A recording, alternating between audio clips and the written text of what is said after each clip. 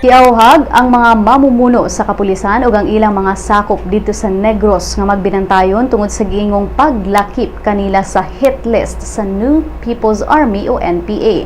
Ang maong hit list matud pa gipagawas sa mga miyembro sa NPA kinsa gadala sa giingong Oplan Jupiter sa Visayas. Tumong daw sa Oplan Jupiter ang pag-execute sa mga sundalo ug enforcement personnel lakip na ang mga pulis sa Negros. Nagsugod kini niadtong January matud sa usa ka source sa kapulisan didto sa Negros.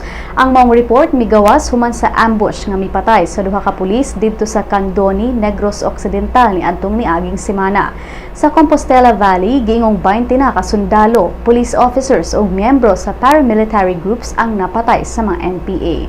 Aduna say 15 ka mga sakop sa Philippine National Police ang samdan ug unom ang namatay sa ambush didto sa Bagao, Cagayan Province niadtong Pebrero 16. Apan matud sa kapulisan nga ilang ipadayon ang paggukod sa mga